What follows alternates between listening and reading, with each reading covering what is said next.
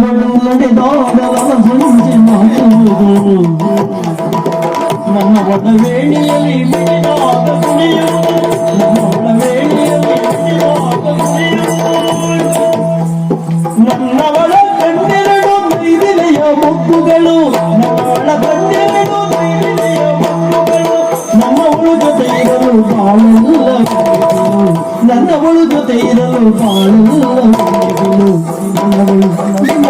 ನನ್ನವಳು ನನ್ನವಳು ಮಿತಿದವಳು ನನ್ನದೆಯ ತೋಟದಲ್ಲಿ ತಾನಗಡಿ ನನ್ನವಳು ಮಿತಿದವಳು ನನ್ನದೆಯ ತೋಟದಲ್ಲಿ ತಾನಗಡಿ ನಿಂದವಳು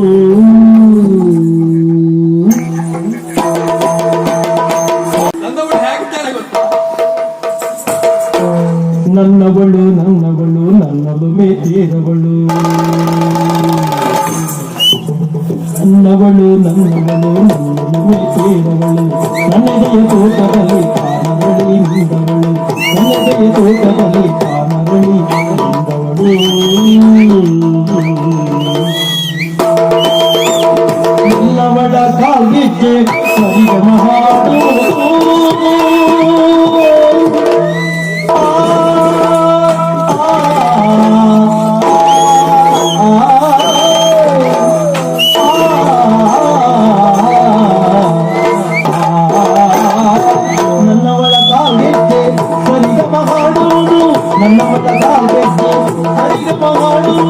ನನ್ನವಳ ಗುಡಿ ನೋಡ ಚಂದಿರನ ತೋರುವುದು ನನ್ನವಳ ಗುಡಿ ನೋಡ ಚಂದಿರನ ತೋರುವುದು ನನ್ನವಳ ಗುಡಿಯಲ್ಲಿ ಮಧುಕಂಡ ಸಾಲುಗಳು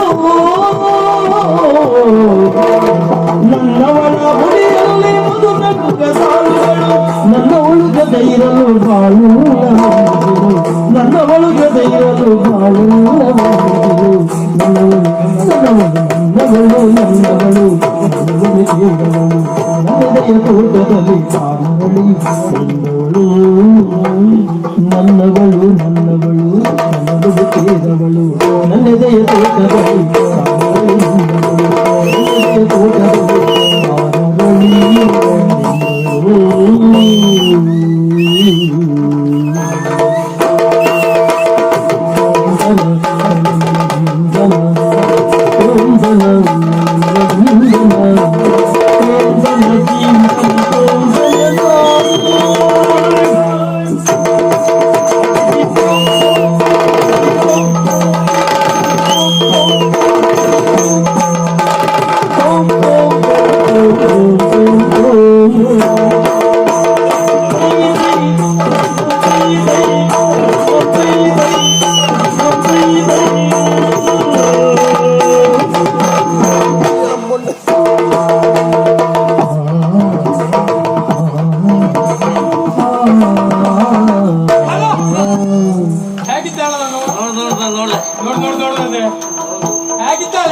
ನನ್ನವಳು ಹಾಗಿದ್ದಾಳೆ ನನ್ನವಳು ಹೀಗಿದ್ದಾಳೆ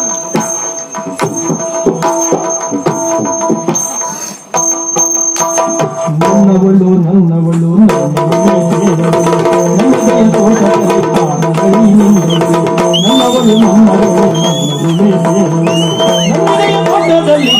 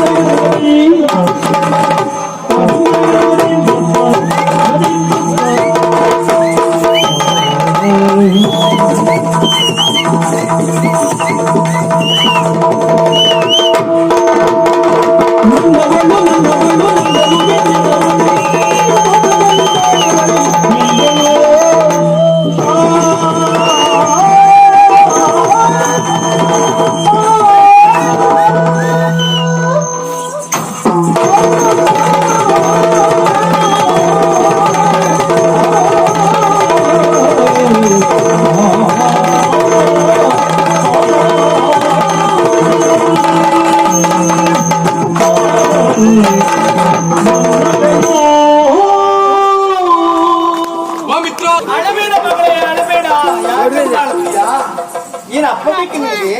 ನನ್ನ ಮಗಳಿಗೆ ಅಪ್ಪನನ್ನು ಬಿಟ್ಟಿದ್ದ ಅಭ್ಯಾಸವೇ ಇಲ್ಲ. ಅಪ್ಪ ಅಪ್ಪ ಪ್ಯಾ ಪ್ಯಾ ಪ್ಯಾ ಅಂತ ಹೇಳುದು. ಏನಾಯ್ತು ನಿಮ್ಮ ಕಣ್ಣಲ್ಲಿ ನೀರು? ನಿಮ್ಮ ಕಣ್ಣಲ್ಲಿ ನೀರು, ಮಗಳ ಕಣ್ಣಲ್ಲಿ ನೀರು.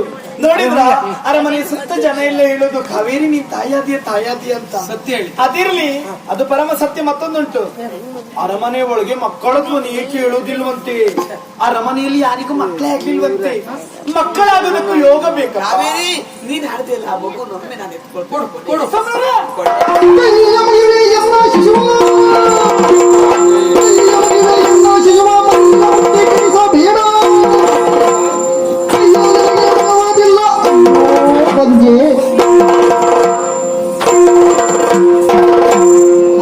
ಎಷ್ಟು ಸಂತೋಷವಾಗಿ ಹೋಯ್ತು ಕಾವೇರಿಗೆ.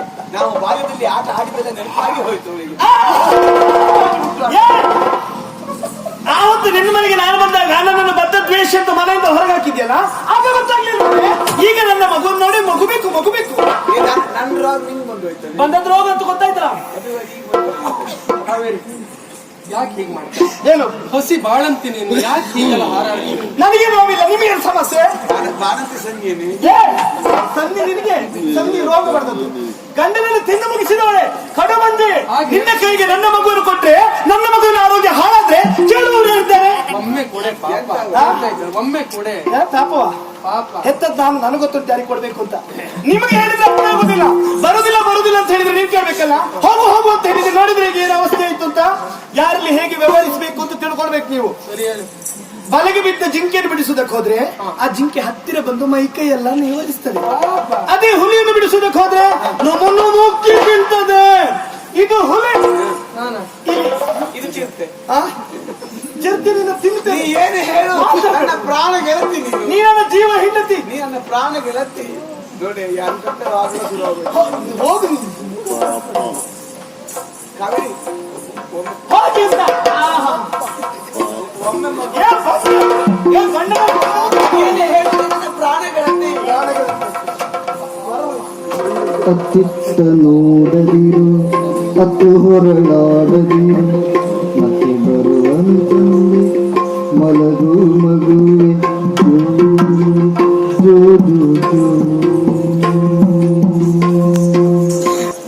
ಬೆಳಕ್ ಸ್ವಾಮಿ, ನನಗೆ ಇವತ್ತು ಘನಘೋರವಾಗಿರುವಂತ ಅನುಮಾನ ಪ್ರಾರಂಭ ಆಗಿದೆ. ಇಷ್ಟೊತ್ತಿಗೆ ಮುಗಿಲಿಲ್ವಾ ಅದು? ಬರ್ದವ್ರೆ ಹ್ಯಾಂಗ್ ಬರ್ದಿದೆ, ಇದನ್ನ ಹ್ಯಾಂಗ್ ಮುಗಿಸುದು ಭಾಗವತ್ರೆ? ಅದಲ್ಲ, ಯಾಕೆ ಹಗಲು ಹೊತ್ತಿನಲ್ಲಿ ಸದಾನಂದ ಮನೆಯಲ್ಲಿ ಇರುವುದಿಲ್ಲ. ರಾತ್ರಿ ಹೊತ್ತು ಅವ್ರ ಮನೆಯಲ್ಲಿ ನೋಡ್ತೇನೆ, ಕೈ ಬಳೆ ಶಬ್ದ, ಕಾಲ್ಗೆಜ್ಜೆ ಶಬ್ದ, ಏನೋ ಗುಟ್ಟುಂಟು ಎನ್ನುವುದಕ್ಕೆ ಅನುಮಾನವೇ ಇಲ್ಲ. ಆ ಕಾರಣಕ್ಕಾಗಿ ಸ್ವಲ್ಪ ಹೊತ್ತು ತೆರೆಯ ಮನೆಯಲ್ಲಿ ನಿಂತು ಏನು ಅಂತ ನೋಡ್ಕೊಂಡು ಮುಂದೆ ಹೋಗ್ತೇನೆ. ಯಾರು ಶಬ್ದ ಮಾಡಬೇಡಿ, ಟಿಂಟಿಳಿ ಹೊರಟೆ.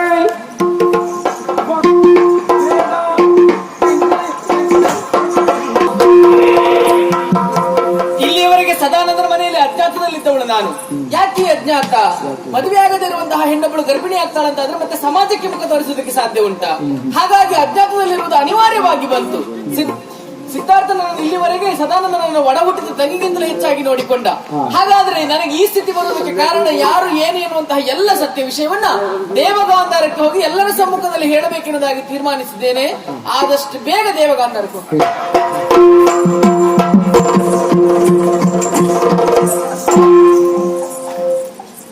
ಯಾಕೆ ಬಂದೆ? ಒಂದು ವಿಷಯ ಹೇಳುವುದಕ್ಕಾಗಿ ಬಂದೆ.